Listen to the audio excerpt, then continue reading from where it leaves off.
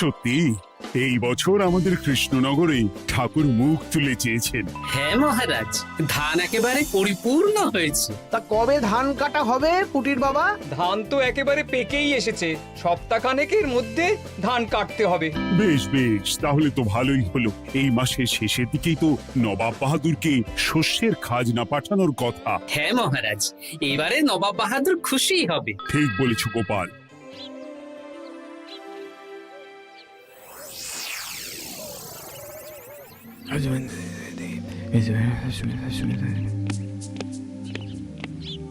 প্রণাম খাম্বাজরাজ। ওই তো কৃষ্ণনগরের মন্ত্রী চলে এসেছে।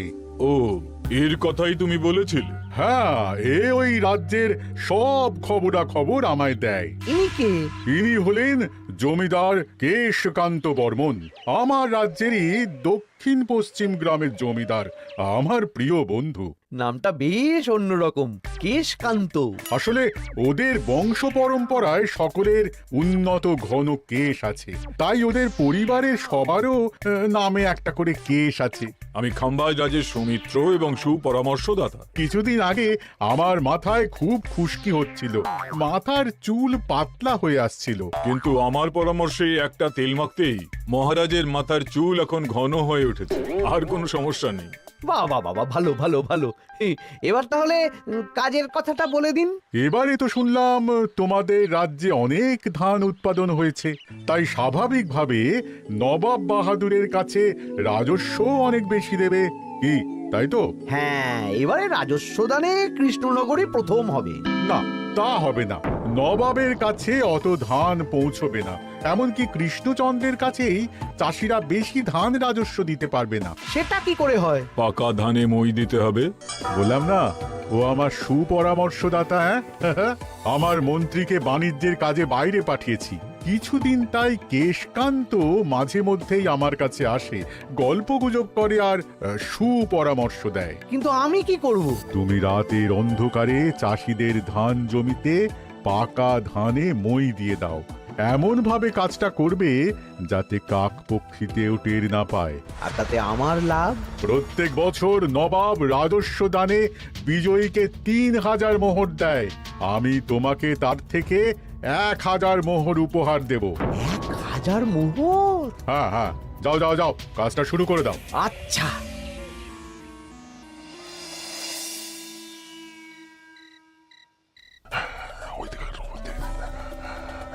তাহলে আর দেরি কেন? মন্ত্রীমশাই কথা মতো কাজ শুরু কর। হ্যাঁ হ্যাঁ, চল।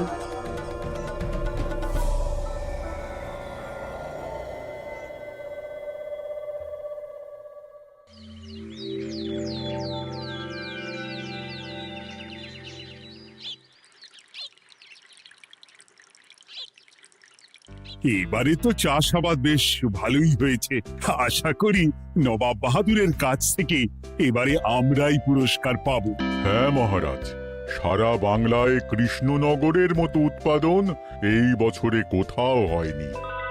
সর্বনাশ হয়ে গেছে মহারাজ, সর্বনাশ হয়ে গেছে। কি সর্বনাশ হয়েছে গো পুটির বাবা? গতকাল রাতে আমাদের সব জমির পাকা ধানে মই দিয়ে দিয়েছে।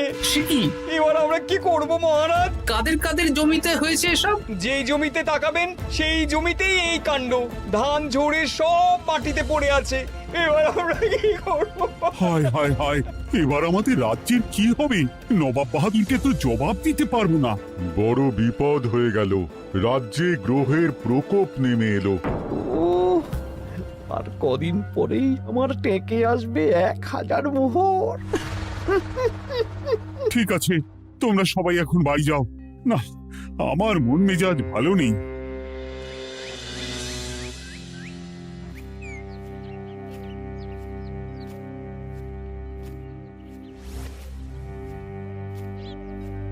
ওগো, তুমি শুনেছো কি হয়েছে?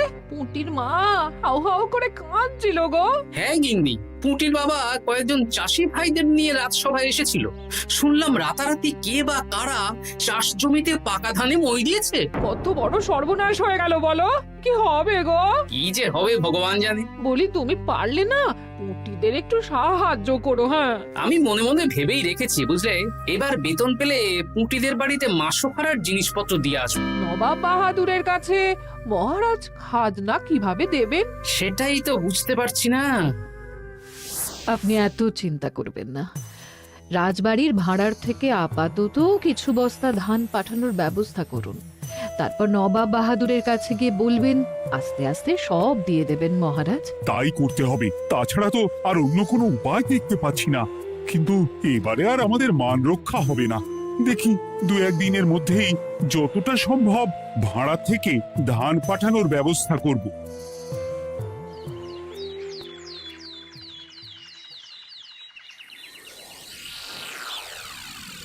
এই বছর 10,000 বস্তা ধান রাজস্ব এসেছে খাম্বাজ রাজ্য থেকে, 7,000 বস্তা ধান এসেছে বর্ধমান রাজ্য থেকে, আর মাত্র 100 বস্তা এসেছে কৃষ্ণনগর থেকে।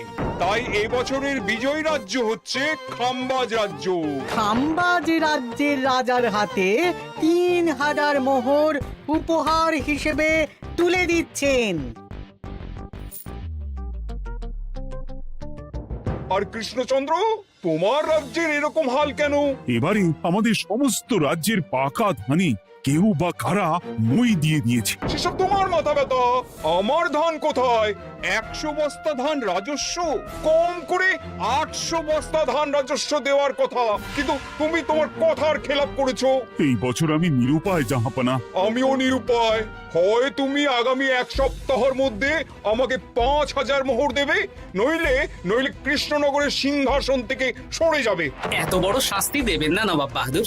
আপনি অন্তত মাস 6 সময় দিন, আবার ধান চাষ করিয়ে আপনাকে প্রাপ্য ধান দেওয়া হবে। বেশি কথা বলছো কৃষ্ণচন্দ্র। তুমি 5,000 নয়, 6,000 মোহর 1 সপ্তাহের মধ্যে দেবে। বেটা গোপাল বেশি পাকা, অত কথা বলতে কে বলেছিল? গোপাল, এটা তুমি কি করলে? হায় হায় হায়! সর্বনাশের সময় যখন ঘনিয়ে আসে, তখন বিপদের ওপর বিপদ এভাবেই আসে। আমার পাওনা। আরে এখন না, তোমাকে পাঠিয়ে দেব।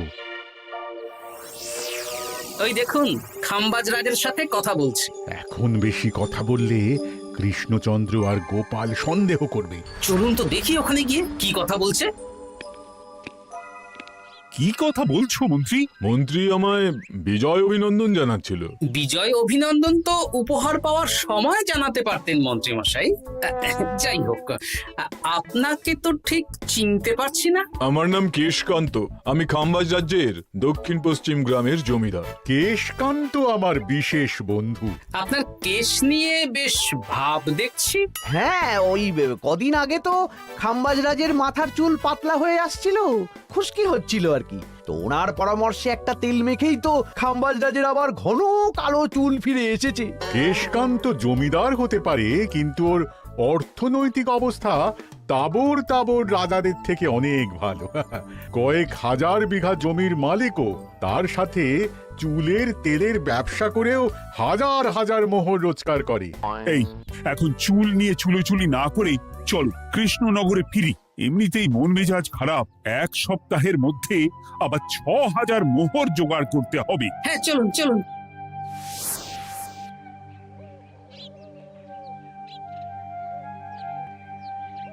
আচ্ছা মন্ত্রীমশাই, আপনি এই কেশকান্ত জমিদারের ব্যাপারে এত কিছু জানলেন কি করে? ওনার সাথে তো আমাদের আজই প্রথম দেখা। হাওয়ায় কত খবরই ভেসে আসে, সেরকম আমার কানেও এসেছিল। সব বাদ দাও। গোপাল, মন্ত্রী, দুজনেই ভাবনা চিন্তা করো কিভাবে 6,000 মোহর জোগাড় হবে। পাকা ধানে মই পড়লো, এখন আবার এত বড় বোঝা। আমার কাছেও মহারাজ বেশি অর্থ নেই, সব মিলিয়ে মিশিয়ে ওই 150 থেকে 200 মোহর মতো আছে বাড়িতে।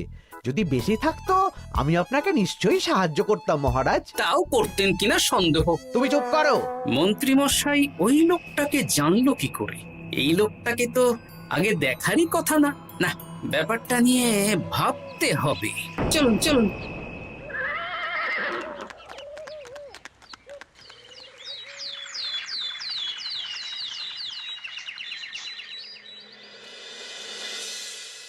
বুঝলে গিন্নি, 1 সপ্তাহের মধ্যে মহারাজকে 6000 মোহর জোগাড় করতেই হবে, নইলে সিংহাসন ছাড়তে হবে।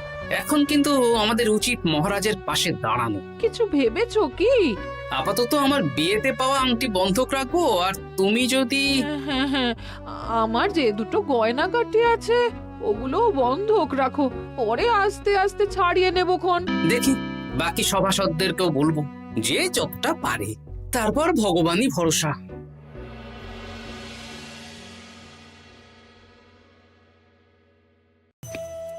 আপনি এত চিন্তা করবেন না মহারাজ। চিন্তা না করে কি আর কোনো উপায় আছে? সিন্ধুকে যা আছে তা দিয়ে 3000 মোহর হয়ে যাবে, কিন্তু তারপর আর কি করব?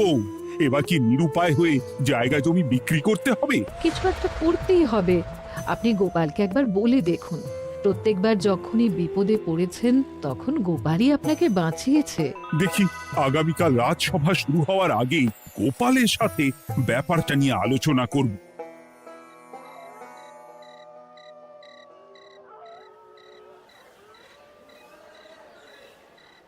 এই যে শ্যাকরা, কি করছো? এই তো, বলুন। শোনো, আমার গিন্নির জন্য একটা হীরের হার বানাতে হবে, ওই 1000 মোহরের মধ্যে। 1000 মোহরে তো হীরের নাক, কান, গলা, হাত, পা সব গয়না, এই সব গয়না হয়ে যাবে মন্ত্রীমশাই। তাহলে বানাও, এই নাও 1000 মোহর। ওরে বাবা, মন্ত্রী মশাই, 1000 মোহর! এই মন্দার বাজারে এত মোহর কোথায় পেলেন? গতকালই তো বললেন আপনার কাছে 150 থেকে 200টা আছে। সে যেখান থেকেই পাই তাতে তোমার কি? না, আমার কিছু না। শ্যাকরা, আমি কয়েকটা গয়না বন্ধক রাখবো। দেখি কি আছে। এই সব মিলিয়ে এতে আমি 15 মোহর দিতে পারবো। বেশ, তাই দাও। আমি ধীরে ধীরে শোধ করে গয়নাগুলো ছাড়িয়ে নেব। হ্যাঁ, মন্ত্রীর ব্যবহারগুলো বেশ সন্দেহজনক লাগছে। দেখি, গুপ্তচরকে কাজে লাগাতে হবে, মন্ত্রীর পিছনে ছায়ার মতো লেলিয়ে দিতে হবে।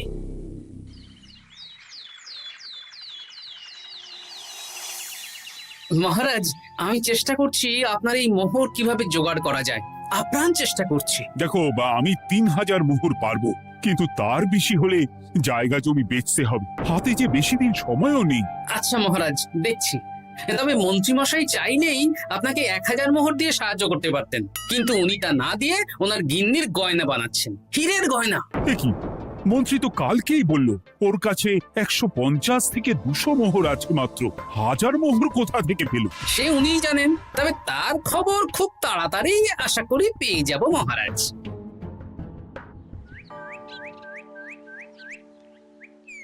কাজটা একদম ঠিক করলেন না মন্ত্রী মশাই। আপনার কথা শুনে আমরা সবার জমির পাকা ধানে মই দিলাম, কিন্তু আমরা একটা পয়সা পেলাম না। আপনি যে এই কাজ করার জন্য খাম্বাজ রাজার কাছ থেকে ওই 1000 মোহর উপহার পেলেন, সেটা দিয়ে গিন্নির গয়না বানাতে দিলেন, কিন্তু আমাদের বেলায় লবডঙ্কা। এ তোদেরকেও দেবো, একটু সবুর কর, আগে গিন্নির মাথাটা ঠান্ডা করি। না না, আমাদের এক্ষুনি চাই। আরে এক্ষুনি কি করে দেবো, আমার হাত খালি। আচ্ছা আচ্ছা, ঠিক আছে, এই নে 2 মোহর ধর, 2 ভাই ভাগ করে নে, পরে আরো দেবো। এটা কিন্তু ঠিক না। এসব আলোচনা খোলামেলা জায়গায় করা উচিত না। উফ, পরে তোদের সাথে কথা বলবো, এখন যেতে দে, বাজার করব, তারপর আবার রাজসভা আছে।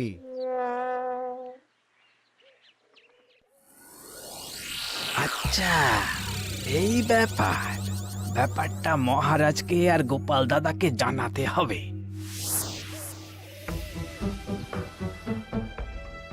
গোপাল দাদা, মহারাজ আসল খবর পেয়ে গেছি। কি খবর? আমি একটু আগে শুনলাম। কাজটা একদম ঠিক করলেন না মন্ত্রী মশাই। আপনার কথা শুনে আমরা সবার জমির পাকা ধানে মই দিলাম, কিন্তু আমরা একটা পয়সা পেলাম না। আরে তোদেরকেও দেবো, একটু সবুর কর। মন্ত্রী, আমি না তোমাকে বেরেই ফেলবো। মহারাজ, মন্ত্রী মশাই এখানে গৌণ, উনি অর্থের লোভে এসব করেছেন, আর ওনাকে দিয়ে করিয়েছেন খাম্বাজ রাজ। হ্যাঁ, যাতে এবারে বিজয়ী হতে পারেন। তাই আপনি এই খবর 5 কান করবেন না মহারাজ। আমি খাম্বাজ রাজ আর ওই কেশকান্তর কাছ থেকে ক্ষতিপূরণ ঠিক আদায় করে আনব। কিন্তু কিভাবে? শুনুন তাহলে।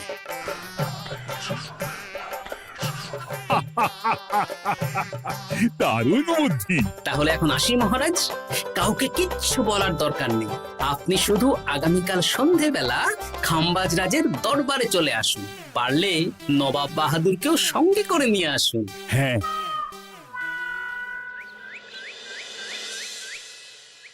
প্রণাম খাম্বাজ রাজ। কে আপনি? আমি হতাশ রঞ্জন, পশ্চিমে থাকি। কি চাই বলুন? কিছু চাই না, তবে একটা কথা শুনলাম তাই বলতে এলাম। কি কথা? আমি শুনলাম মহারাজ আপনার মাথার চুলগুলো সব নকল। আমার এত সুন্দর চুল সব নকল? ফাজলামো হচ্ছে। আমি যদি প্রমাণ করে দিই আপনার চুল নকল, তাহলে কি? তাহলে আপনি আমাকে 100 মোহর দেবেন, আর প্রমাণ না করতে পারলে আমি আপনাকে 100 মোহর দেব। বেশ, দেখো, এক্ষুনি দেখো, আমারই তো 100 মোহর লাভ হবে। এখন না, এখন না, আজ সন্ধেবেলায়। বেশ বেশ, তখনই এসো। এবারে জমিদার কেশকান্তর বাড়ি যেতে হবে।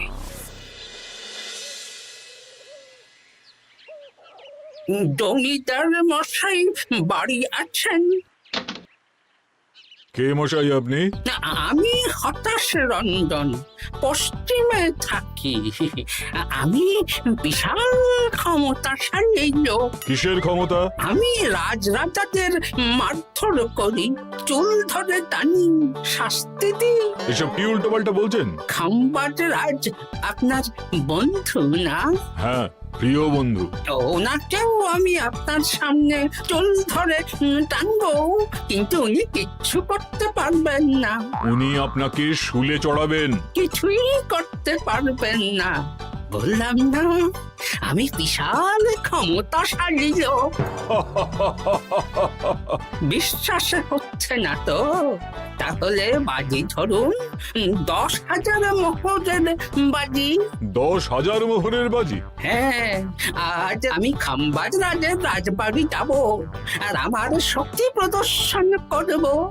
ওনার চুল ধরে টানা হেঁচড়া করব, ওনাকে আহত করব, কিন্তু উনি আমাকে কিছুই করতে পারবেন না। বেশ রাজি, বাজি 10,100 মোহর দিতে পারবেন তো? হ্যাঁ, আমি বাজি হারলে আপনাকে দেব 10,100 মোহর। দরকার হলে ওই কাগজে কলমে লিখিত পরিত করে নিন। বেশ, তাহলে তাই হোক। কিন্তু হ্যাঁ, একটা কথা, আমি শক্তি প্রদর্শন করার আগে থেকে প্রক্রিয়া চলাকালীন সময় পর্যন্ত আপনি খাম্বাজ রাজের সাথে কোনো কথা বলতে পারবেন না। বেশ বেশ।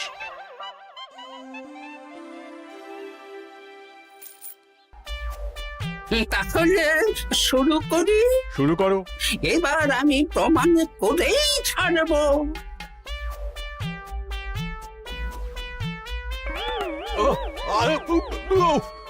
লাগছে লাগছে, বাবারে, লাগছে এই সেরেছে। লাগছে, এ তো সত্যি সত্যি চুল ধরে টানছে। লাগছে লাগছে, বাবারে, বাবা। ওরে বাবা রে বাবা, কি শক্ত! এ কি, খাম্বাজরাজ কিছুই তো বলছেন না? তাহলে কি আমি হেরে গেলাম? না না খাম্বাজ রাজ, আমার ধারণা ভুল, যা শুনেছি তাও ভুল। এবার বিশ্বাস হলো তো? দাও দাও, এবারে 100 মোহর দাও। দিন কেশকান্ত মশাই, আমাকে 10,100 মোহর দিন। এ কি, ও তোমাকে 10,100 মোহর কেন দেবে? ওনার সাথেও তো বাজি ধরেছিলাম। কি বাজি? আপনার এখান থেকে বেরিয়ে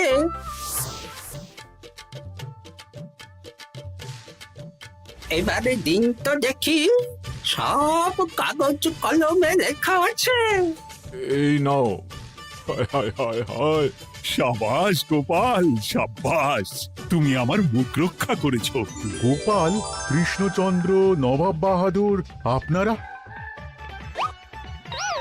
হ্যাঁ, আমি গোপাল। এটা ছাড়া আর কোনো উপায় ছিল না খাম্বাজ রাজ। আপনি আমাদের মন্ত্রীর মাথা খেয়ে যে জঘন্য কাজটা করিয়েছেন সেটা তো আর প্রমাণ করতে পারতাম না, তাই ছলে বলে কৌশলে আপনার প্রিয় বন্ধুর কাছ থেকে আদায় করে নিলাম। হ্যাঁ নয়, হ্যাঁ।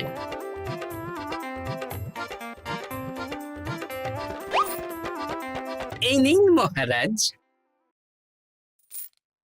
এতে কত মোহর আছে? 10,100 মোহর। এর থেকে 100 খাম্বাজ রাজকে দিন, 6,000 নবাব বাহাদুরকে, আর বাকিটা আপনার কাছে রাখুন। এত ধান নষ্ট হলো। কৃষ্ণচন্দ্র আমাকে সবটা বলেছে, আর ওর মন্ত্রীকেও নিয়ে এসেছি। ধোলাই খেয়েই সব বলে দিয়েছে। এই কে আছো? কৃষ্ণনগরে মন্ত্রীকে নিয়ে এসো।